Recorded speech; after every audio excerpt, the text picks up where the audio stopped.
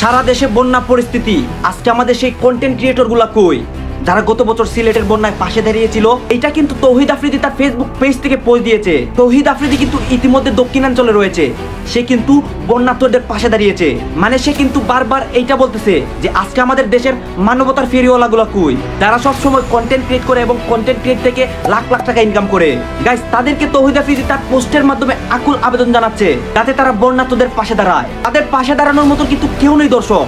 Guys, তাই জন্য তৌহিদ আফ্রিদি তার পেজ থেকে পোস্ট দিচ্ছে এবং ইতিমধ্যে তার পেজ থেকে একটা ভিডিও রিলিজ দিয়েছে যে দক্ষিণাঞ্চলের মানুষরা কত কষ্ট আছে, মানে তাদের বাড়িঘর কিন্তু বন্যার পানিতে তলিয়ে গিয়েছে। গাইস, এইটা কিন্তু গত 2 বছর আগে সিলেটের সাথে হয়েছিল এবং তারই সাথে সাথে সারা বাংলাদেশের মধ্যে হয়েছিল, যে সারা বাংলাদেশের প্রায় অর্ধেক অঞ্চল কিন্তু বন্যার পানিতে তলিয়েছিল। এখন আবার সেই অবস্থা হয়েছে। আর হে দর্শক, এই ভিডিওর মাধ্যমে আমি একজনকে মেনশন করব যে সবসময় মানুষের পাশে দাঁড়ায়, বেশটা সহায়ক সাইদুল হক সুমন। ইতিমধ্যে সে কিন্তু তার এলাকার মধ্যে এমপি হয়েছে এবং সে কিন্তু এমপি হয়ে অনেক অনুদান করছে। তার কাছে আমি আবেদন করছি সে যাতে বর্তমানে বন্যার্তদের পাশে দাঁড়ায়। এই যে দেখেন যে তৌহিদ আফ্রিদি কিভাবে মানুষের পাশে দাঁড়াচ্ছে। তারপরও আমি তাদের সাথে দেখা করবই। আপনারা দেখতেই পাচ্ছেন কি পরিমাণ আমি ভয় পাইছি একটু আগে, আমার পর 2 বার লাভ দিচ্ছি। আমি তো স্বাভাবিক না, আপনাদের এটা কিন্তু খুব রিস্ক একটা নদী, সাগর না, এটা খুব রিস্ক একটা সাগর। 2 বার ঝাঁপ দিচ্ছি।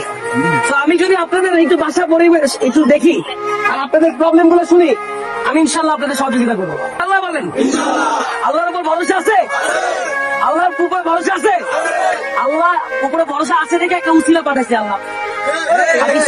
আমি একটা উসিলা, যে উসিলা আমার এই ভিডিও দেখার পর আরো মানুষ আসবে আপনাদের উপকার করার জন্য, এটা আমার ওয়াদা।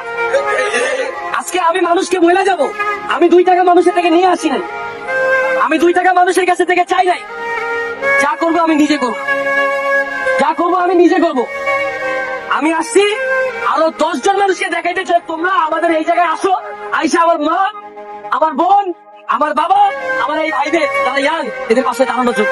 গরিব বলে পৃথিবীতে কোনো কথা নেই, গরিব হলো তারাই যাদের টাকা থাকতেও মন নাই। আজান হচ্ছে সবচেয়ে বড়। নতুন টিম দিল, হ্যাঁ, এই মসজিদের পুরো নতুন টিম। আর হচ্ছে ফ্যান, 4টা ফ্যান, টিম, আর হচ্ছে মাইক, এগুলো ছিল।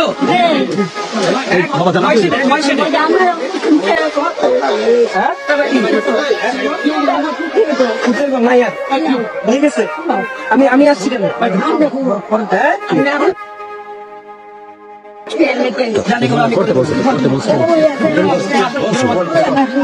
আমি এই ঘর এই আপনাদের আসলে দেখি তার ঘরে আসি।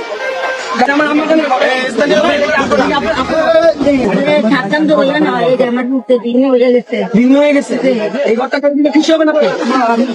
হ্যাঁ, আপনি খুশি হবেন।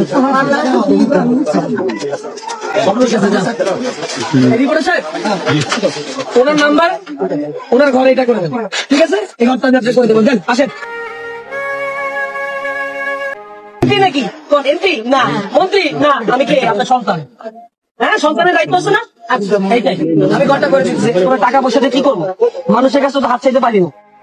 এখন আমার স্পন্সর ভিডিও বানাইতে হবে, আমার সমাজে যত ইনকাম সব দিয়ে দিন। একটা নৌকা ছিল মাছ ধরার, ওইটাও নিয়ে গেছে রাতে। ছোট ইঞ্জিন চালিত একটা নৌকা ছিল মাছ ধরে, ওইটা রাতে আর পাই না। আমার গর্বের ধান এখন বাচ্চা কাচ্চা আছে, ওই খাবি খাম। রিপোর্টার স্যার, এমন ভাই এখানে একটা ঘর, ওই যে ওই আমি যে সিস্টেমে বলছি, এই সাইডে, এই সাইডে, এই সাইডে, এই সাইডে, ঠিক আছে? এইভাবেই কিন্তু তৌহিদ আফ্রিদি দক্ষিণাঞ্চলের মানুষের পাশে দাঁড়িয়েছে এবং সে কিন্তু বন্যার্তদের পাশে আগের বছরও দাঁড়িয়েছে, এখনই কিন্তু সে এইভাবে দাঁড়িয়েছে। এখন কিন্তু তৌহিদ আফ্রিদি ছাড়া আর কেউ তাদের পাশে দাঁড়াচ্ছে না। এই বছর, গত বছর বা এর আগের বছর কিন্তু সব কন্টেন্ট ক্রিয়েটর যারা ফেসবুক, ইউটিউব যারা কাজ করতো তারা কিন্তু তাদের পাশে দাঁড়িয়েছিল। এই বছর কিন্তু কেউ নেই। আমি আবারও সবার কাছে রিকোয়েস্ট করছি, আপনারা বন্যার্তদের পাশে দাঁড়াবেন।